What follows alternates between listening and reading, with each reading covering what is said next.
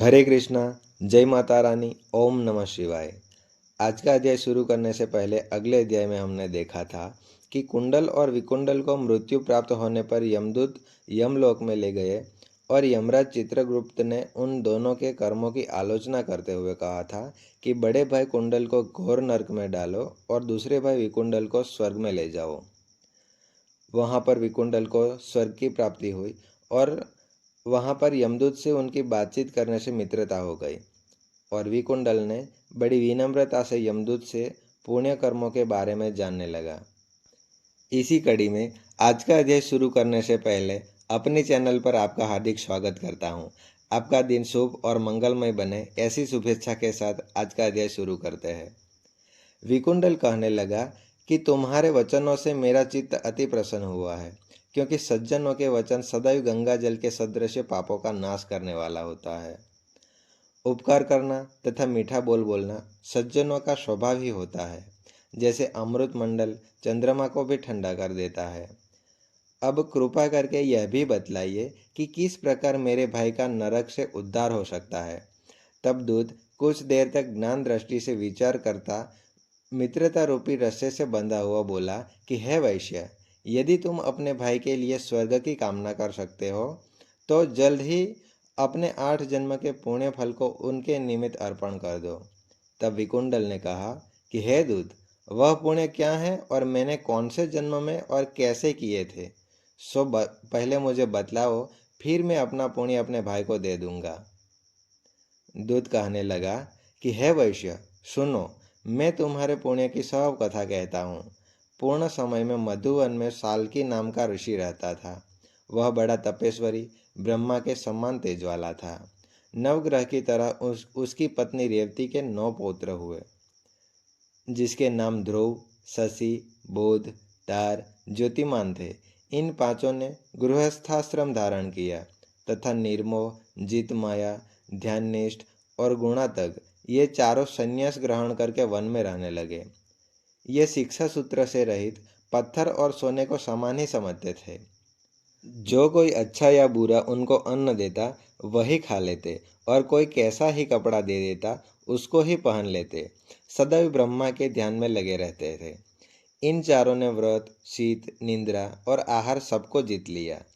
बस चराचर को विष्णु रूप समझते हुए मौन धारण करके संसार में विचरते थे। ये चारों महात्मा तुम्हारे घर आए। जब तुमने मध्याह्न के समय भूखे प्यासे इनको आंगन में देखा तो तुमने गदगद कंठ से आंखों में आंसू भरकर इनको नमस्कार करके इनका बड़ा आदर सत्कार किया था। इनके चरणों को धोकर बड़े प्रेम से तुमने इनसे कहने लगे कि आज मेरे अहोभाग्य है, आज मेरा जन्म सफल हुआ, मुझ पर भगवान प्रसन्न हुए, मैं सनाथ हुआ। मेरे माता, पिता, पत्नी, पुत्र, गौ आदि सभी धन्य हैं जो आज मैंने हरि के सदृश आपके दर्शन किए। सो हे वैश्य, इस प्रकार तुमने श्रद्धा से उनका पूजन किया और चरण धोकर जल को मस्तिष्क से लगाया। फिर विधि पूर्वक इनका पूजन करके तुमने इन सन्यासियों को भोजन कराया। इन सन्यासियों ने भोजन करते रात को तुम्हारे घर में विश्राम किया और ब्रह्मा के ध्यान में लीन हो गए। इन सन्यासियों के सत्कार से जो पुण्य तुमको मिला सो मैं भी कहने में असमर्थ हूँ, क्योंकि सब भूतों में प्राणी ही तो श्रेष्ठ है। प्राणियों में बुद्धि वाले, बुद्धि वालों में मनुष्य, मनुष्यों में ब्राह्मण, विद्वानों में पुण्यात्मा और पुण्यात्माओं में ब्रह्मज्ञानी सर्वश्रेष्ठ है। ऐसी ही संगति से बड़े बड़े पाप नष्ट हो जाते हैं। यह पुण्य तुमने अपने पहले 8वें जन्म में किया था। सो यदि तुम अपने भाई को नरक से मुक्त करना चाहते हो तो यह पुण्य दे दो। सो दूत के ऐसे वाक्य सुनकर उसने प्रसन्नचित्त से अपना पुण्य अपने भाई कुंडल को दे दिया और वह नरक से मुक्त हो गया और दोनों भाई देवताओं से पूजित किए गए। तब दूत अपने स्थान को वापस चला गया। इस प्रकार वैश्य के पुत्र विकुंडल ने अपना पुण्य देकर अपने भाई को नरक की यातना से छुड़वाया। सो हे राजन, जो कोई इस इतिहास को पढ़ता या सुनाता है वह 1000 गोदान का फल प्राप्त करता है। कार्तिवीर्य जी बोले कि हे विप्रश्रेष्ठ, किस प्रकार एक वैश्य माघ स्नान के पुण्य से पापों से मुक्त होकर दूसरे के साथ स्वर्ग को गया, सो मुझसे कहिए।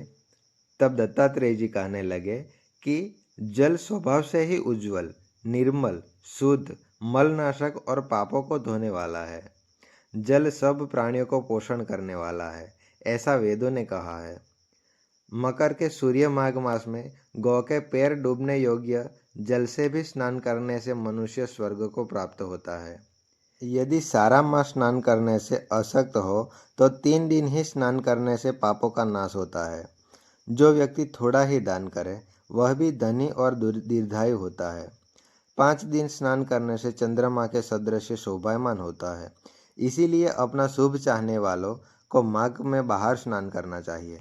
अब माघ में स्नान करने वालों के नियम कहता हूँ। अधिक भोजन का उपयोग नहीं करना चाहिए।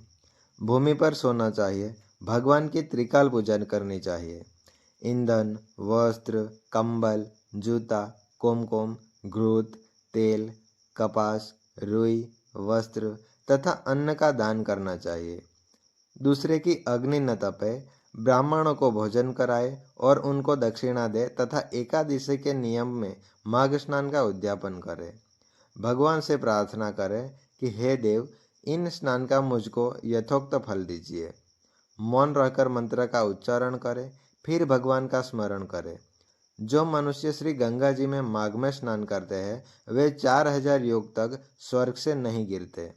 जो कोई माघ मास में गंगा और यमुना का स्नान करता है वह प्रतिदिन 1000 कपिला गोद के दान का फल पाता है।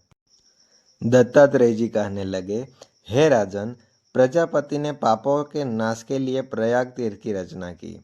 सफ़ेद गंगा जी और काली यमुना जी के जल की धारा में स्नान का महात्म्य भली प्रकार से सुनो।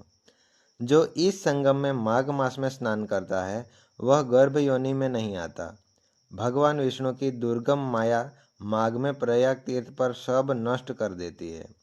माघ मास में प्रयाग में स्नान करने से मनुष्य अच्छे भोगों को भोगकर ब्रह्म को प्राप्त होता है। माघ मास तथा मकर के सूर्य में जो प्रयाग में स्नान करता है उसके पुण्यों की गिनती चित्रगुप्त भी नहीं कर सकता। 100 वर्ष तक निराहार रहकर जो पुण्य प्राप्त होता है वही फल माघ मास में 3 दिन प्रयाग में स्नान करने से मिलता है, जो फल 100 वर्ष तक योगाभ्यास करने से मिलता है। जैसे सर्प पुरानी केंचुली को छोड़कर नया रूप ग्रहण करते हैं, वैसे ही माघ मास में स्नान करने से मनुष्य पापों को छोड़कर स्वर्ग को प्राप्त करते हैं। परंतु गंगा यमुना के संगम में स्नान करने से हजारों गुना फल मिलता है। हे राजन, जिसको अमृत कहते हैं वह यह त्रिवेणी ही है।